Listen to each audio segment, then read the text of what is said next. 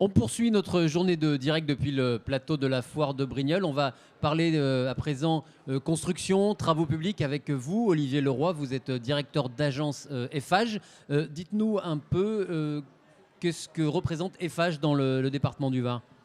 Donc, bonjour à tous. Donc Eiffage dans le département du Var, c'est 5 agences. Une à Hyères, une à la Seine-sur-Mer, une à Cavalère, une au Muy et une à Brignoles. Notre agence de Brignoles est sur site à la ZAC des Consacts depuis 1970 et on a environ 60 personnes qui travaillent à l'année embauchées chez Eiffage Route à Brignoles et une dizaine de sous-traitants ou intérims à l'année qui travaillent avec nous. Alors quand on pense Eiffage, la plupart du temps, c'est grands travaux, travaux publics, aménagement d'espace, urbanisme au sens large. Les derniers gros chantiers sur la Provence verte et sur Brignoles, ça va être quoi? Où est-ce qu'on retrouve les agents d'Eiffage? Alors, nos agents d'Eiffage, on les retrouve, on a fait à côté le complexe, le nouveau gymnase sur le site de la foire. On réalise beaucoup de chantiers sur de types de marchés d'entretien, donc beaucoup dans les communes aux environs, sur Saint-Maximin, sur Brignoles. On a fait beaucoup d'écoles pendant les vacances sur des projets de désimperméabilisation d'écoles. On a fait une grosse école à Brignoles, une grosse école au Val. Et on a également un gros chantier au Luc de création d'un gros quartier sur le Luc. D'accord, il y a des travaux de réfection, mais il y a aussi parfois des travaux d'envergure, vous disiez, sur carrément des morceaux de ville, des quartiers, des constructions d'immeubles qui sont, comment dire, on est au-delà du lotissement. Oui, tout à fait. On a vraiment des tailles de chantier très variées, puisque notre chantier moyen fait à peu près 200 000 euros. Donc on intervient aussi bien pour du particulier, aussi bien que pour des gros chantiers à plus de 1 ou 2 millions d'euros. On a vraiment une taille très variée de chantiers, que ce soit sur le public ou sur le privé. Et vos premiers clients restent les communes, les collectivités locales. Vous êtes très attaché à la commande publique. Ouais, environ 60 à 70% de notre carnet de commandes est fait par les marchés publics, donc essentiellement communautés de communes, dont la CAPV qui représente à peu près 20-30% de notre activité. Et après, c'est les communes et environ 30% de privés et particuliers. Alors le privé, comment vous travaillez pour le privé justement? Quel genre de commande vous pouvez avoir sur de la commande particulière?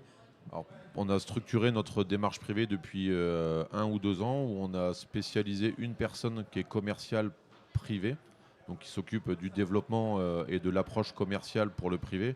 Donc ça, c'est surtout pour tout ce qui est gros donneurs d'ordre privés, que ce soit les domaines viticoles, les campings, les promoteurs immobiliers. Donc on a une personne de dédiée qui peut se déplacer pour faire les devis gratuitement et porter conseil. Et on a spécialisé 1 ou 2 équipes travaux spécialisées pour les travaux du particulier.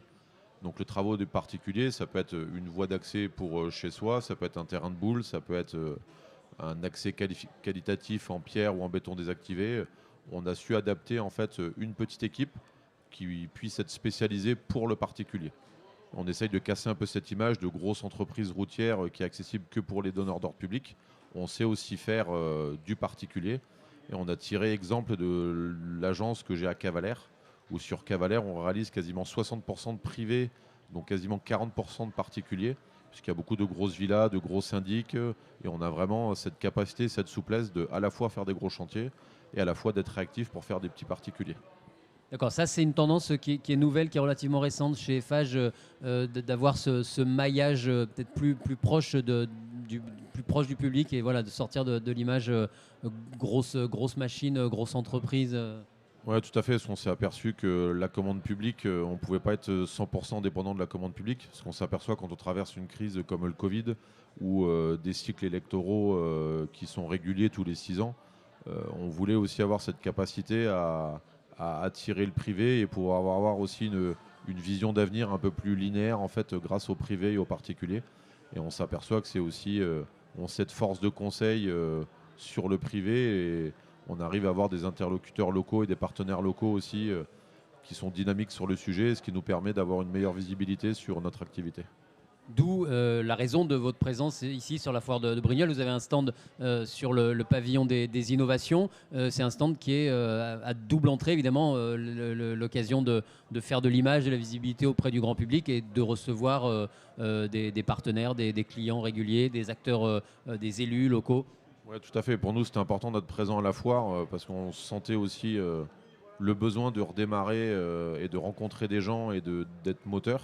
Donc on a soutenu la démarche tout de suite d'avoir un stand dans la foire de Brignoles pour soutenir aussi tous les gens qui se démènent au quotidien. Et je voudrais remercier le président de l'énergie qu'il a pu mettre pour donner envie à tout le monde de relancer la foire de Brignoles malgré le contexte qui était un peu incertain.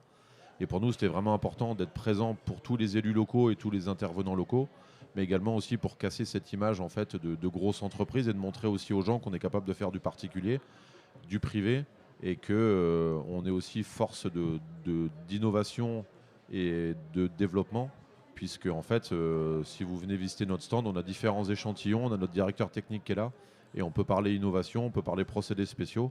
On a reçu dans le cours de la foire mercredi le prix national des victoires de l'investissement et du développement durable. Et on veut aussi montrer que la route, c'est pas seulement de l'enrobé noir, chaud et qui pue, et qu'on est aussi capable d'utiliser des liants végétaux. On a toute une charte bas carbone qui a été signée par notre directeur. On est censé limiter au maximum les émissions de gaz à effet de serre. Et on est vraiment dans une démarche environnementale et de développement durable. Il y a une vraie prise de conscience des élus, des partenaires locaux et des institutionnels sur le fait de développer maintenant des ressources plutôt naturelles.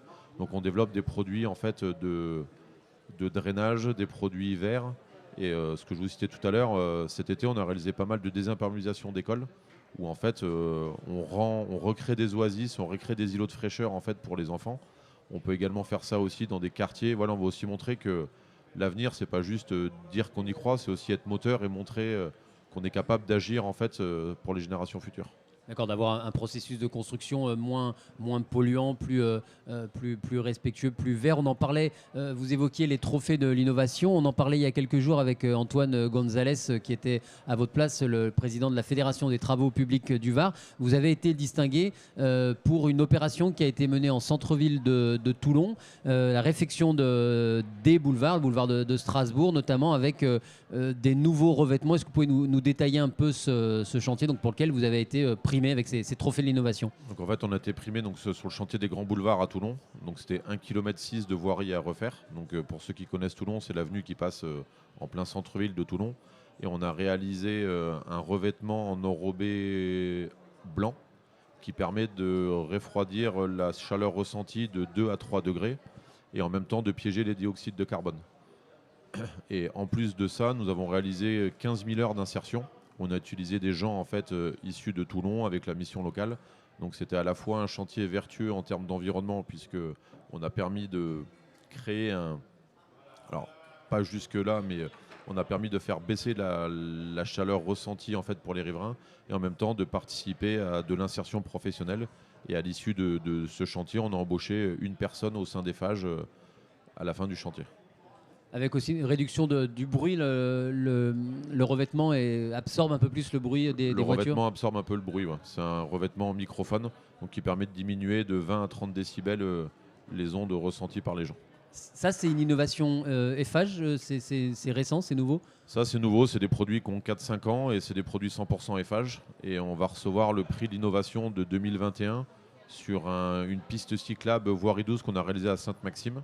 Sur le même type d'enrobé, par exemple, qu'on a fait à Loucalen à Cotignac. Donc, c'est des enrobés perméables, donc couverts, qui font passer l'eau avec un liant 100% végétal. Donc, ça nous permet de nous distinguer, de pouvoir créer des espaces partagés pour les cyclistes ou pour les piétons, tout en étant sur du 100% végétal, où le liant, au lieu que ça soit un liant hydrocarboné, c'est un liant qui est issu de la sylviculture. Donc, la sylviculture, c'est le résidu de la papeterie, en fait. Donc, c'est de l'essence de pain, en fait, qui vient des Landes. Et en même temps, dans cet enrobé, les matériaux qu'on a rabotés et terrassés avant, on les recycle dans nos enrobés pour éviter justement d'aller à la décharge ou de faire venir des matériaux de carrière. D'accord, donc l'artificialisation excessive des sols est souvent pointée du doigt dans le département, notamment au moment des grosses inondations. Vous êtes en mesure de proposer des solutions alternatives et d'avoir moins de cette rétention d'eau qui parfois peut être dramatique. Bah, tout à fait, on a eu l'exemple concret malheureusement, et j'ai pensé à tous les gens lundi dernier au Val avec les inondations qui a eu lieu sur Brignoles. On a réalisé l'école du Val en juillet et on a réalisé un enrobé justement perméable, on a refait toute la cour d'école et la cour d'école a tenu alors qu'il est tombé 6 mois de précipitation en 3 heures. là où malheureusement il y a eu beaucoup de dégâts dans la commune. Donc ça montre vraiment l'efficacité de ces produits. Et le fait de pouvoir guider l'eau et la structurer et de pouvoir après la libérer avec des débits de fuite, c'est vraiment important et c'est vraiment des sujets majeurs pour le Var parce qu'on s'aperçoit que de toute façon, on est de plus en plus soumis à ces phénomènes d'une violence importante en fait au niveau de l'hydrométrie et c'est vraiment important de penser à ça maintenant dans les projets de construction. Ouais. Alors, pour revenir sur le stand FH qui est présent ici au pavillon des innovations, c'est comment on peut c'est une vitrine. Vous montrez un peu les dernières réalisations, le savoir-faire de l'entreprise, que ce soit privé, particulier. On voit passer des images des derniers chantiers que vous avez menés à bien. Oui, ça tout à fait. On a une vidéo qui représente les 3-4 gros chantiers qu'on a réalisés dans le Var. Des chantiers où on a fait en plus que de l'innovation et que de l'environnement. On peut citer le chantier de QGIS hier, on a retraité la chaussée en place, un chantier qui était ouvert à Variante pour la première fois par la métropole. On présente aussi le chantier de Loucalen, je vous parlais tout à l'heure avec un enrobé 100% végétal. On a aussi des photos de l'école Simone Veil, de l'école du Val.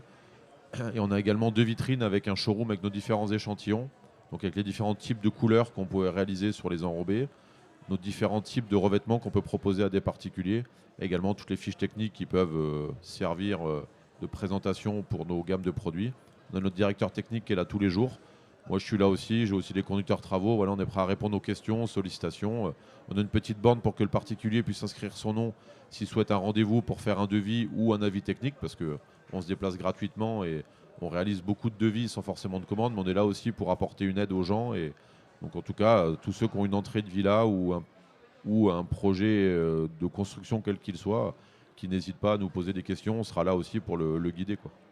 Donc un stand ouvert à tous les publics. Est-ce que c'est aussi un levier de recrutement, ce genre de stand? Est-ce qu'on vient vous poser des CV, se renseigner sur les filières, les métiers qui recrutent?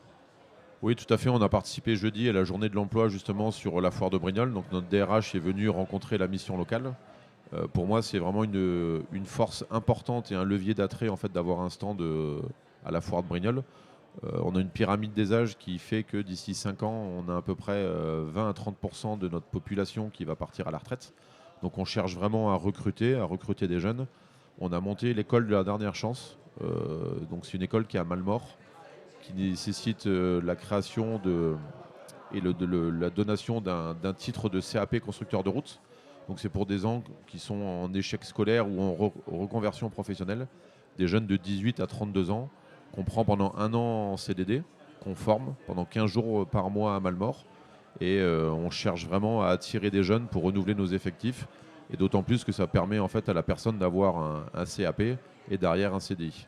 Donc tous ceux qui veulent postuler, qui n'hésitent pas. On n'est plus comme il y a 20 ou 30 ans en arrière où quand on travaillait mal à l'école, on nous disait vous allez casser des pierres autour de la route. On est plutôt dans une recherche de développement personnel. On est vraiment là pour accompagner les gens. On a très très très peu de turnover. J'ai beaucoup d'ouvriers qui ont entre 30 et 40 ans d'entreprise, donc ça montre vraiment la fidélité qu'on a dans l'entreprise. Je pense qu'on a un interlocuteur et une entrepreneur local très présent. On essaye de faire travailler les gens locaux et on préfère 100 fois avoir un jeune en fait, qui vient de Brignoles, de Saint-Maximin, du Luc, du Canet, qu'on peut accompagner et former. Chez nous, les jeunes savent quand ils rentrent dans l'entreprise, ils ne feront pas le même job dans 5, 10 ou 20 ans. On est là pour les accompagner, les former et avoir un vrai développement personnel et se sentir bien dans l'entreprise, c'est vraiment important. Voilà, le bâtiment et les travaux publics recrutent, et notamment chez vous, le groupe Eiffage. Merci d'être venu nous présenter Eiffage, Olivier Leroy, directeur d'agence. Merci à vous, bonne journée et bonne foire. Merci à vous. Merci beaucoup.